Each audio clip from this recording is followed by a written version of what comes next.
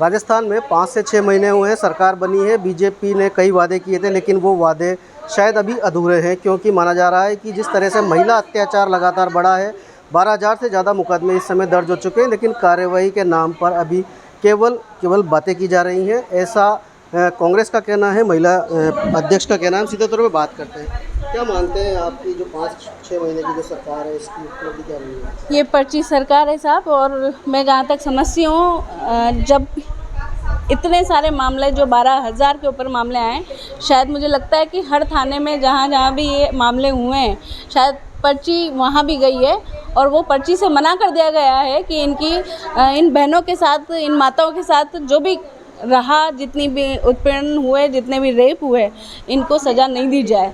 यदि ऐसा है, इस तरह की घटना को यदि हम अंजाम तक या उसके लिए कार्रवाई नहीं कर सकते हैं, तो इसको पर्ची सरकारी कहेंगे। और पर्ची का मतलब सीधा सीधा समझ में आ रहा है कि थाने में पर्ची चली गई है कि इस अपराधी के खिलाफ कोई कार्रवाई नहीं की जाए।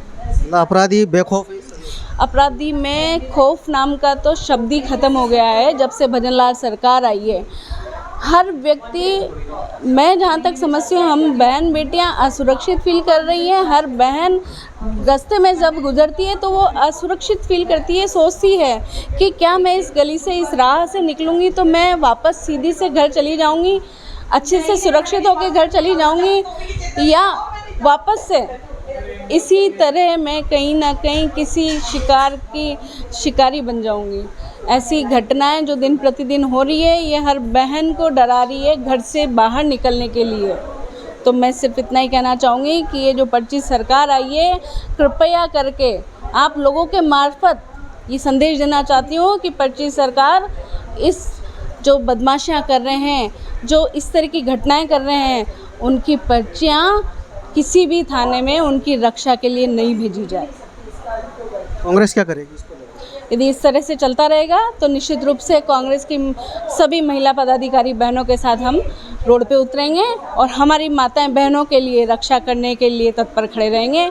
जिस भी बहन बेटी पे आँच आएगी किसी भी तरह की, चाहे वो हमारी छोटी नाबालिग बेटियां हों, चाहे वो माताएं हों, चाहे वो कोई भी हों, उनके लिए हम तैयार खड़े हैं। वो बहनें हम उन्हें आश्वस्त करते हैं कि वो अकेली नहीं है। पूरी महिला कांग्रेस और कांग्रेस के सभी भाई उनके साथ खड़े हैं, कंधे से कंधा मिलाने के लिए। वो सुरक्षित रह सकती है, हम जब जहाँ कहेंगे वैसे खड़े हैं। बूढ़ादीत वाला मामला भी सामने आया है, उसको लेकर के मिला है आपने? बिल्कुल, बूढ़ादीत थाने का जो मामला सामने आया है, आज सुबह ही मैं उस परिवार से, परिजन से मिली हूँ और वास्तव में बड़ी स्थिति गंभीर थी उस परिवार की। मैंने जब माँ से बात करने की कोशिश की तो माँ भी बार बार बेहोश हो ही जा रही थी, और पिता से बात करी तो पिता हर शब्द के साथ आंसू निकल रहे थे। मतलब बात भी पूरी हम ढंग से नहीं कर पा रहे थे।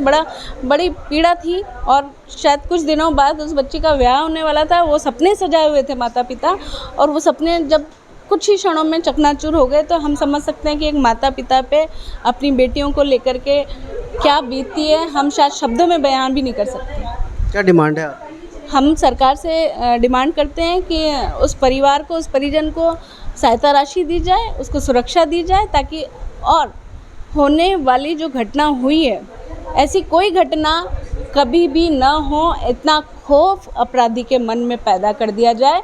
प्रशासन सख्त हो, और यदि सख्त नहीं होएगा तो इस तरह के जो हर दिन हम देख रहे हैं कि मामले बढ़ रहे हैं, हर दिन 12 से 15 मामले थानों में एकत्रित हो रहे हैं, और बहुत सारे आंकड़े ऐसे हैं जिन पे अभी तक कोई कार्रवाई नहीं हुई है। तो हम ये कार्रवाई होनी चाहिए ताकि अपराधियों में एक खौफ बना रहे, हमारी बहनें सुरक्षित रहें। आप देखते हैं हर दिन किसी की चेन स्केचिंग होती है, किसी को मार देते हैं, किसी से छेड़छाड़ कर लेते हैं। तो ये सब जो घटनाएं हैं, बड़ी शर्म आती है कि जिस सरकार ने वादे किए हम महिलाओं की सुरक्षा करेंगे, रक्षा करेंगे, उन वादों पे खरी नहीं उतरी। क्या सिर्फ सत्ता में आने का एक वादा था, या सिर्फ सत्ता में आने का ये बात थी, या सिर्फ ये नारा था? तो हम सिर्फ भजनलाल सरकार से इतनी मांग करते हैं कि महिलाओं पे राजनीति करना बंद कर दे, या फिर महिलाओं की रक्षा करने में अपने क्या योगदान किए अब तक, ये बताएं। तो आप समझ सकते हैं कि जो भजन लाल सरकार है उसके ऊपर सीधे तौर पर आरोप लग रहे हैं कि जो सत्ता में आए हैं उसके बाद से लगातार इन पर महिलाओं पर अत्याचार बढ़ा है, दुष्कर्म की घटनाएं बढ़ी हैं, नाबालिग हो चाहे बड़ी महिलाएं हैं उनके ऊपर भी अत्याचार लगातार बढ़े हैं। तो अगर ये स्थिति लगातार बनी रही तो कांग्रेस इस बार सड़कों पर उतरेगी और इसका जवाब भजन लाल सरकार को देना पड़ेगा। एबीपी न्यूज़ के लिए कोटा से दिनेश कश्यप।